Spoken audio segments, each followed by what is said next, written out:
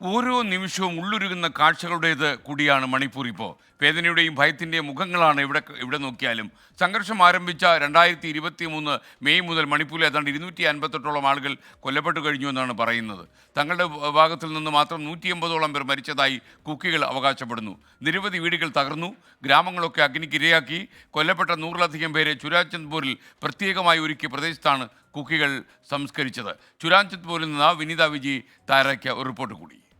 മണിപ്പൂർ ഇങ്ങനെ ഓരോ നിമിഷവും വേദനിക്കുന്ന ചില കാഴ്ചകൾ കൂടിയാകുകയാണ്. നമ്മളിപ്പോൾ ഉള്ളത് ചുരാചന്ദ്പൂരിലാണ്. ചുരാചന്ദ്പൂരിലെ കുക്കികൾക്ക് പ്രാമുഖ്യമുള്ള സ്ഥലമാണ് ഈ ചുരാചന്ദ്പൂർ. അവരുടെ സെമിത്തേരിയിലാണ് ഞാനിപ്പോൾ ഉള്ളത്. നമുക്ക് ദൃശ്യങ്ങളിൽ നിന്ന് തന്നെ കാണാൻ കഴിയുന്നുണ്ട്. ഒരു ബോട്ടിൽ വെള്ളം, ഒരു കുപ്പി വെള്ളം ഇവിടെ ഇങ്ങനെ കരുതിയിരിക്കുകയാണ്. ഏതാണ്ട് 100 കണക്കിന് ആളുകളെയാണ് ഇവിടെ സംസ്കരിച്ചിട്ടുള്ളത്. ഇവരൊക്കെ തന്നെ ഈ ഏറ്റുമുട്ടലിലും സംഘർഷത്തിലുമൊക്കെ കൊല്ലപ്പെട്ടവരാണ്. ഇവരുടെ സംസ്കരിച്ചിരിക്കുന്ന സെമിത്തേരിയാണിത്. ഇവിടെ കുഞ്ഞുങ്ങളുണ്ട്, സ്ത്രീകളുണ്ട്, പ്രായമായവരുണ്ട്. ഇങ്ങനെ ഈ ആക്രമണവുമായി ബന്ധപ്പെട്ട 100 കണക്കിന് പേരാണ് ഈ കുക്കി വിഭാഗത്തിൽ നിന്ന് കൊല്ലപ്പെട്ടതെന്നാണ് ഇവർ പറയുന്നത്. സർക്കാരിൻ്റെ കണക്കനുസരിച്ച് 258 പേർ, അതായത് 2023 മെയ് മുതൽ തുടങ്ങിയ സംഘർഷത്തിൽ 2258 പേർ മരിച്ചു എന്നുള്ളതാണ് സർക്കാരിൻ്റെ കണക്കുകൾ. ഇതിൽ കുക്കി സംഘടനകൾ പറയുന്നത് 180ഓളം പേരും കുക്കി വിഭാഗത്തിൽ നിന്നുള്ള ആളുകളാണെന്നാണ് പറയുന്നത്.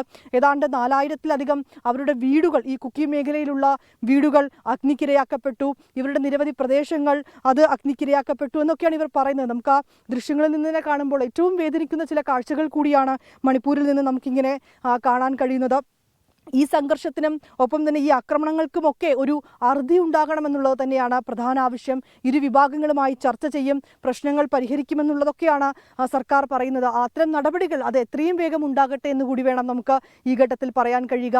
മണിപ്പൂരിൽ സമാധാനം പുനഃസ്ഥാപിക്കപ്പെടണം. മണിപ്പൂരിലെ ജനങ്ങൾ സമത്വത്തോടെയും സാഹോദര്യത്തോടെയും കൂടി ഒന്നിച്ചു മുന്നോട്ട് പോകുന്ന ഒരു ദിവസം ഉണ്ടാകട്ടെ എന്നുകൂടി നമുക്ക് പ്രത്യാശിക്കാം. വളരെ വേദനിപ്പിക്കുന്ന കാഴ്ചയാണ് നമുക്ക് ഇവിടെ നിന്ന് ഇങ്ങനെ കാണാൻ കഴിയുന്നത്. മണിപ്പൂരിലെ ചുരാചന്ദ്പൂരിൽ നിന്ന് ക്യാമറാമാൻ ജിജീന്ദറിനൊപ്പം വിനീത വിജി, 24.